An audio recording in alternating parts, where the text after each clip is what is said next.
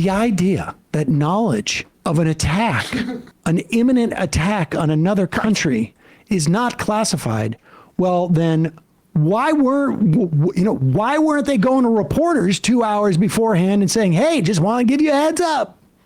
We're about to bomb Yemen. This is it's obviously a joke. But every time they lie, and all they're doing is lying, every time they lie, it raises another question that should be asked. Let's put up Hawley. Here's Hawley. Now, here's the thing. They are going to go, and all of these Republican senators, they're going to avoid going into any situation where they may be asked a real question about this because they are afraid of this. Make no mistake about it. Josh Hawley doesn't run Delora Ingram's show unless he wants to make sure that he gets the first word out about it so that next time he gets asked, I already addressed this. Right. Senator Hawley, I'll just read part of this piece in The Atlantic. The world found out shortly before 2 p.m. Pause it for 1 second. Just pause it. Keep it up there. Let me tell you what's going on in Hawley's mind right now. Keep the smile. Don't move the face. Keep the smile. Don't move the face. Keep the smile. Don't move the face. Show absolutely no reaction. Go ahead. Before 2 p.m. Eastern on March 15th, that the U.S. was bombing Houthi targets across Yemen. And this reporter, Jeffrey Goldberg, writes that I, however, knew 2 hours before the first bombs exploded that the attack might be coming. The reason I knew this is that, again, this is the article in The Atlantic, that Pete Hegseth, the Secretary of Defense, had texted me the war plan at 11:44 a.m. The plan included precise information about weapons packages, targets, and timing. Senator, your reaction to this? Well, I thought what the Secretary of Defense just said, Laura, was an outstanding statement. And listen, I mean, we don't know how much of this is accurate or not, but it looks like even if everything the Atlantic reported is true, it's the president's advisors discussing among themselves options they might recommend to the president. And no, pause it. This is not options they might recommend to the president. It's quite clear that Stephen Miller says it's green light. Here's the plan. Go do it. If anything, they're discussing their queasiness about what the president has ordered. Yeah. And how to translate it into reality. How are we going to deal with the fallout of this? Go ahead. Options they might recommend to the president. And nobody can deny the success of what the president is doing here, which is what Pete Hegseth just underscored. And this is what the leftist media is reduced to. They can't argue with the policies which the American people support. They can't argue with this new demonstration of American strength that is keeping Americans safe at home and abroad. And so now we're griping about who's on a text message and who's not. I mean, come on. Who's go back again just to hear that the way he's dismissing this. Who's on a text message or not? Can we all get on this next Signal chat? This is what the leftist media is reduced to. They can't argue with the policies which the American people support. They can't argue with this new demonstration of American strength that is keeping Americans safe at home and abroad. And so now we're griping about who's on a text message and who's not. I mean, come on. Griping about who's on a text message or not. What's the policy that he's referring to that the American people are attack for? Yemen? Yemen. Oh, that's interesting. Then Donald Trump shouldn't have run as the guy that was going to end the war in Ukraine on his first day, and that he was going to bring peace through strength.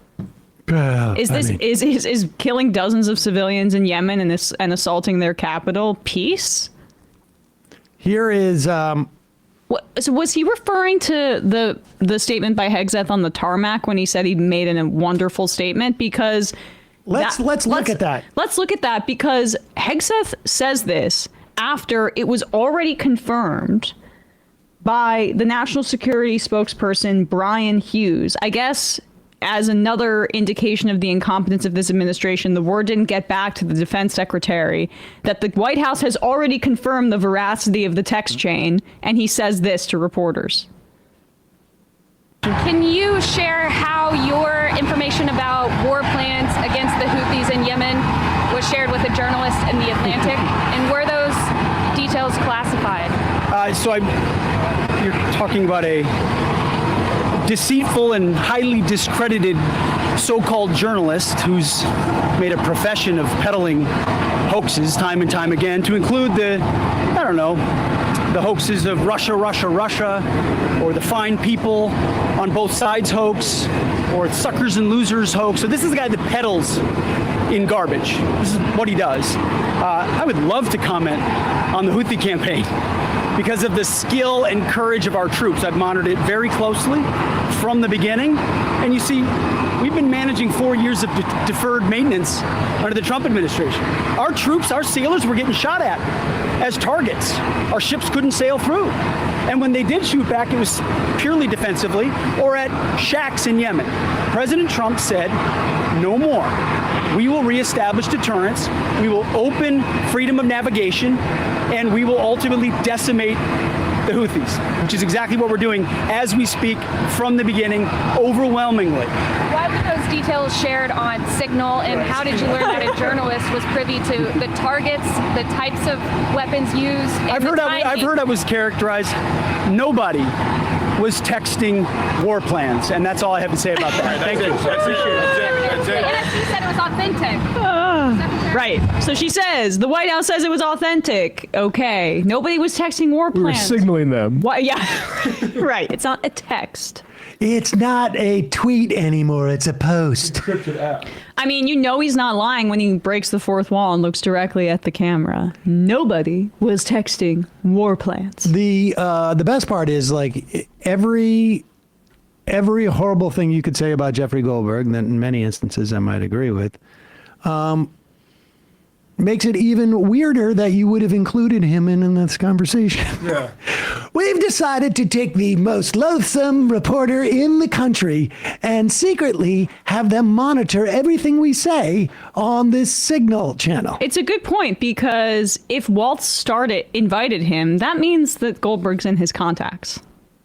Oh, yes, but my Goldberg point- said that they didn't know each other. They had never talked before. Okay. But it's not uncommon, I would imagine. But it for makes the someone like Walt. foul worse that you accidentally included a guy who is completely to your characterization. Wait, having let's a hatchet out for you. let's be clear here. If you think that this guy, this reporter, is the scum of the earth, the worst, most lying, horrible person in the world, and you let him into the Signal chat, who are you also inadvertently letting into the Signal chat? Like, if the worst of the worst, this is not like, okay, we accidentally let Charlie Kirk in.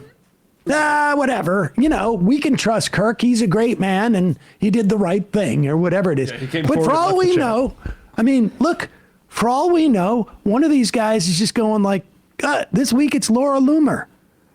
I mean, Milo. what's to make, why would anyone, based upon the fact that they had zero protocols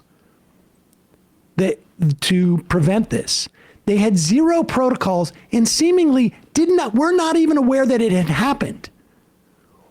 Why in the world would anyone believe this is the only time it's happened? I mean, come on here. I mean, this means that they have just told the world that they are doing government business on their phones, even if it's through a commercial encrypted app. That basically is open season for any government official under the Trump administration for a foreign government to hack their information. But don't you think that they're not going to use their private phones anymore? I would imagine they've really learned a lesson here, and they're probably not going to use their phones. I mean, private phones, it's like they're their individual private servers. Jesse Waters.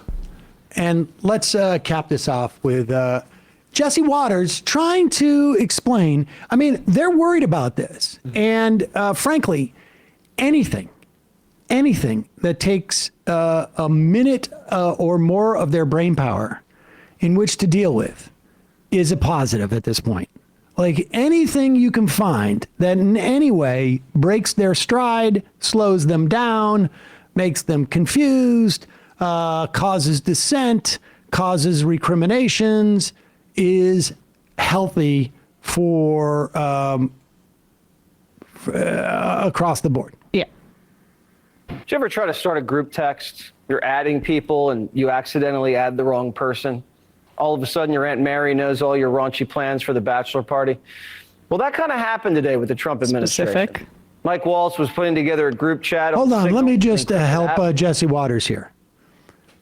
You ever illicitly start a group text where it is illegal for you to actually have this group text on the app that you're using, and you're instead of talking about your bachelor party, which is raunchy, I guess, you're talking about imminent plans to attack another country, Like aircraft carrier movements. which in other Target locations, contexts is names. in just about every other one, everyone would consider to be highly sensitive material. And then you let your Aunt Mary in. Go ahead.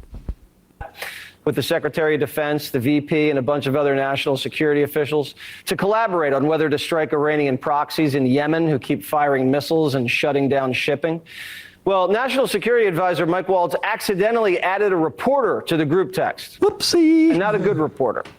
Oh, Jeffrey Goldberg from The Atlantic, one of the biggest hoax artists around. can you pause Probably it heard just some really things you quick? Just probably- not a good reporter, smash cut to a still of him next to Nancy Pelosi in case the geriatric Fox audience needed a visual cue to dismiss the story does altogether. Not a good reporter mean? Oh, Pelosi. Blech. Yeah, the people that watch Fox love their good reporters. Right. Jeffrey Goldberg from The Atlantic, one of the biggest hoax artists around. Hoax artist? Well, he heard some things he probably shouldn't have, but could have been a wee bit of a security breach. But it's not like they homebrewed a server and then bleached it or kept classified documents in their garages next to their Corvette. I'm sure it won't happen again. What? Trump. Wow. So, just to recap, Trump took classified documents, kept them in the bathroom at Mar-a-Lago. When it was found out, the feds were like, hey, can you return those? He refused, returned them partially. They said you didn't return all of them. And that was what prompted one of the 4 criminal probes into Donald Trump that he was undergoing over the past 4 years. The Biden... Iconic photo. Yeah, there we go, right by the toilet. Biden had classified documents. That prompted them to look into Biden and Mike Pence. Both Pence, this is bipartisan, and Biden were like, oh, shoot, we did have some files laying around. We'll voluntarily return them. And they're just using that example and not the first one, which kicked off all of that probe into the past officials having classified documents. It's so disingenuous. I can't even believe he can sit up there and make that case. I can explain it to you. Money? No. You get a tax cut if you are a government agency and you hire a black person. That is, you get tax cuts Case if you're a closed. government agency. That is what's going on here. Yeah. It's just like they Easiest crowd ever. They just lie to their audience. They lie to their audience, and they do it very, very effectively because, their audience, I listened to Jerry, Waters, whatever his name is. Jesse Waters, and he just said it was a wee bit of a security breach. A wee bit? Wee bit of a security breach. Can we go back to that? Yeah. That's good. You got to pull that. Will you please, that quote? It's a wee bit of a security breach. Okay. I mean, it's like, but is it anything compared to bleach, putting bleach on your server? This was literally not a hypothetical breach. It was a breach. A full-on. A full-on breach. Collaborate on whether to strike Iranian proxies in Yemen who keep firing missiles and shutting down shipping. Well, National Security Advisor Mike Waltz accidentally added a reporter to the group text, and not a good reporter.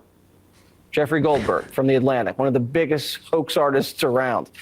Well, he heard some things he probably shouldn't have, but could have been a wee bit of a security breach. That's got to be a full. A drop, yeah. Oh, my God. A wee bit. Wasn't he, It's funny because I may have committed some light treason. Yeah. Their main sort of attack is the press is nasty, but that contradicts their sort of emphasis here. It'd be much better to downplay how much they disagree with Goldberg. 100%. It's like, not only did we leak this information, we leaked it to the worst of the worst. But the idea nasty is, rat got it. but here's, that's the way our rational brains work.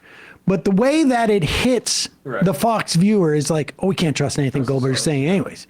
So if anything looks bad, if they happen to go over and actually read the source material, which of course they won't, they're like, well, you can't trust him anyways. He's probably lying about half of it.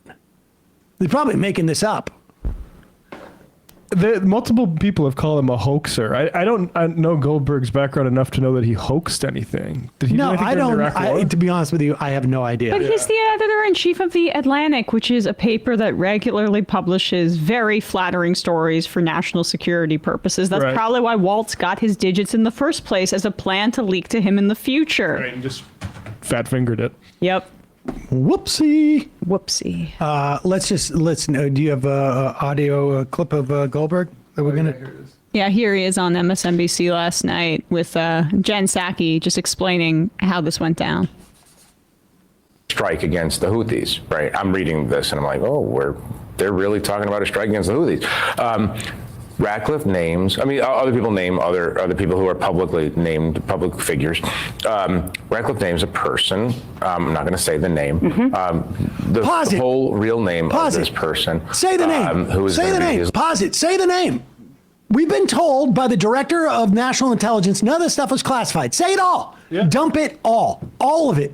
He should take every single photo he took of that text exchange, and it should be on the Atlantic website within minutes right now, because Tulsi Gabbard has said none of it's classified. But he's not going to do that because, well, I know that you know that, but like it's the same reason he didn't have the stomach to stay in the group chat as this is none of it's classified. Should have done it. It was just like literally.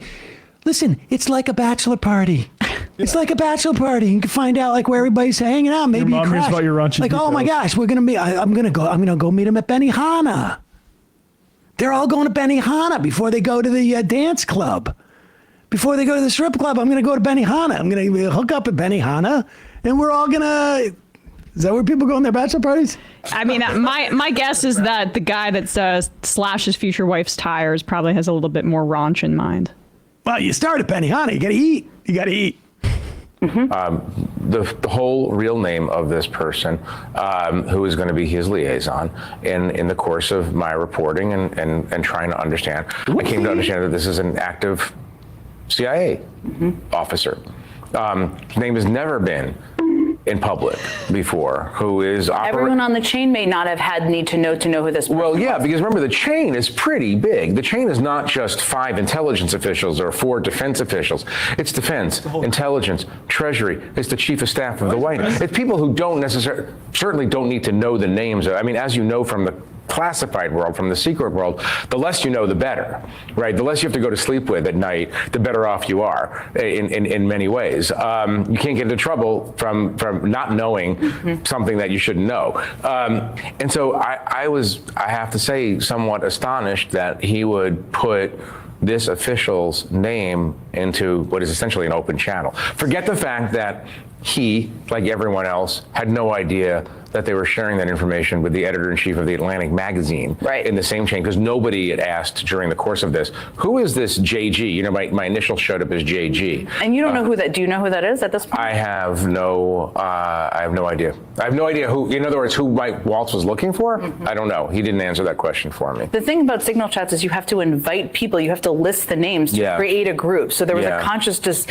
adding of you to this group. Yes. There's been a lot of effort to respond. I mean, I noted, as I just kind of gave the summary of the piece, you got a response from the National Security Council spokesperson. No. Oh yeah, and every agency has been saying, just ask the National Security Council. Just ask them, punting it to them. Well, what's going on you could read the tea leaves here. It's Mike Waltz put this group together, not me. Don't ask me, ask him.